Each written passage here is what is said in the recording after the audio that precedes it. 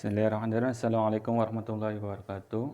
Alhamdulillahirrahmanirrahim. Hari ini kita bertemu lagi dalam pembelajaran daring, tapi masih dalam teks yang sama, yaitu teks laporan percobaan. Namun kali ini kita akan membahas tentang menyusun teks laporan percobaan. Kalau kemarin kita bahas struktur dan kaidah kebahasaan, sekarang kita menyusun teks laporan percobaan. Sebelum pembelajaran, mari kita awali dengan bacaan basmalah. Bismillahirrahmanirrahim. Materi yang pertama tentang langkah-langkah metode ilmiah. Nah, ini konsepnya itu sekedar konsep saja. Konsep atau rencana. Bukan implementasinya. Nanti kita implementasinya ada di pembahasan selanjutnya. Yang pertama kita konsep terlebih dahulu. Metode itu cara, konsep atau perencanaan, cara secara ilmiah atau sains. Artinya real, nyata, faktual, tidak fiktif. Langkah yang pertama itu memilih dan mendefinisikan masalah. Cari masalah-masalah yang sekiranya kita minati, khususnya di masyarakat atau ya global atau negara. Kalau dalam hal ini misalnya pandemi COVID-19 yang sedang marak ya. Nah, kita ambil topik itu. Selanjutnya kita survei mengenai COVID-19 itu, bisa melalui wawancara ataupun berupa data-data. Yang ketiga, merumuskan hipotesis. Hipotesis adalah pernyataan awal. Hipo itu lemah, tesis itu pernyataan, atau bisa diartikan sebagai pernyataan awal atau dugaan awal mengenai pandemi COVID-19 itu.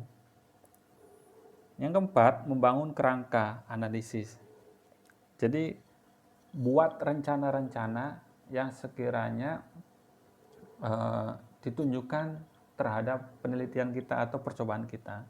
Dibuat kerangkanya, misalnya tentang ketika melakukan survei kita harus kemana, terus ketika melakukan percobaan kita harus kemana, terus data-data yang dibutuhkan itu seperti apa. Nah, itu kita rencanakan. Yang kelima, mengumpulkan data yang tadi.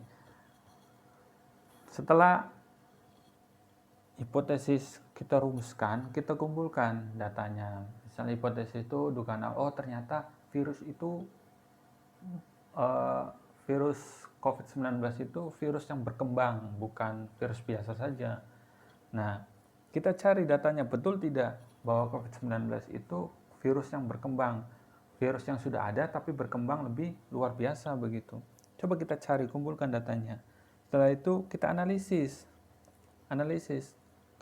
kebenarannya. Kalau sekiranya data-data itu yang kita kumpulkan mendukung, kita ambil. Kalau tidak, ya tidak usah.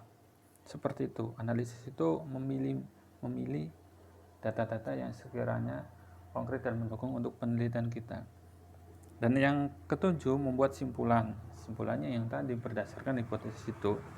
Dan terakhir, menyusun laporan. Nah, ini yang kita bahas di 1-7 itu mengenai konsep, dan yang nomor 8 kita ke implementasinya. Baik.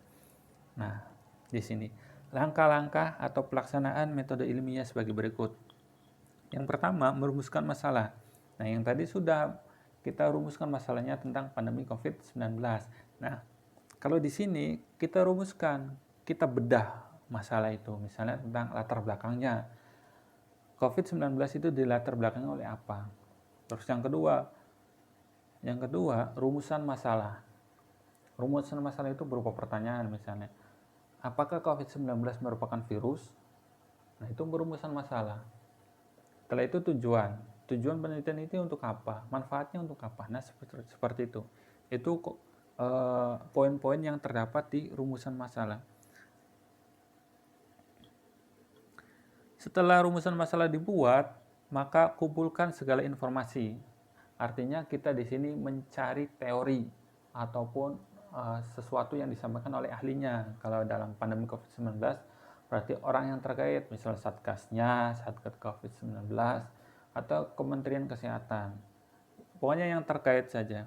Kalau itu bisa melalui wawancara ataupun yang lainnya. Tapi kalau misal mau mengkaji pustaka, misalnya kajian di buku-buku yang kaitannya dengan COVID-19, tidak yang lain, misalnya tentang akuntansi, ya itu tidak nyambung, atau tentang geografi. Nah, itu tidak nyambung. Kurang nyambung lah intinya. Jadi buku-buku yang kita ambil itu kaitannya dengan pandemi COVID-19. Setelah itu baru kita susun hipotesisnya.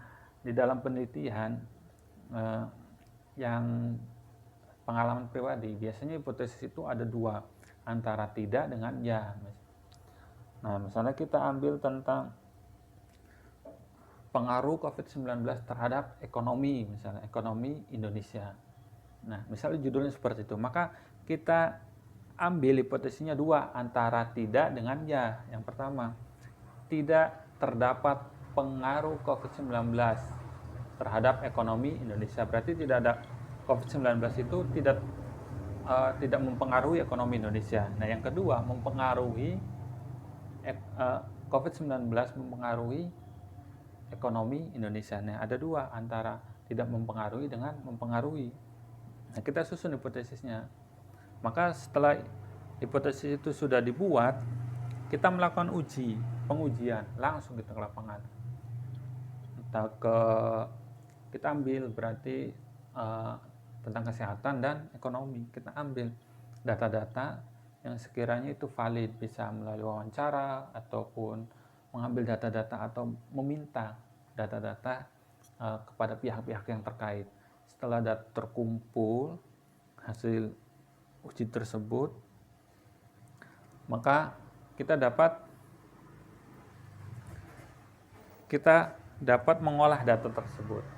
Diolah itu artinya yang kita peroleh diolah kembali dengan statistik bisa, dengan deskripsi juga bisa. Kalau statistik itu kaitannya dengan kuantitatif, misalnya ekonomi Indonesia menurun, sangat menurun hingga minus 50% misalnya.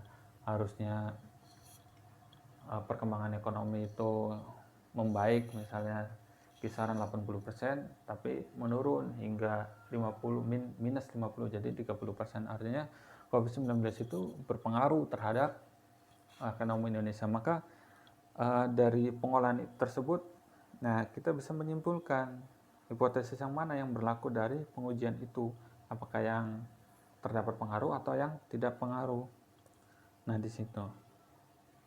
Dan yang terakhir, menyimpulkannya berdasarkan penelitian tersebut, maka COVID-19 itu mempengaruhi ekonomi Indonesia bahkan global gitu. Nah, seperti itu. Kalau dirasa penelitiannya kurang kebenarannya masih diragukan menurut kalian, begitu bisa dilakukan uji ulang, mencari data-data yang lebih valid, lebih aktual, lebih faktual tentunya. Nah, boleh seperti itu. Ataupun ya sudah, seperti itu saja, data yang kita ambil seperti ya sudah, berarti hasilnya demikian. Nah, itu pelaksanaan metode ilmiah seperti itu, kurang lebihnya seperti itu.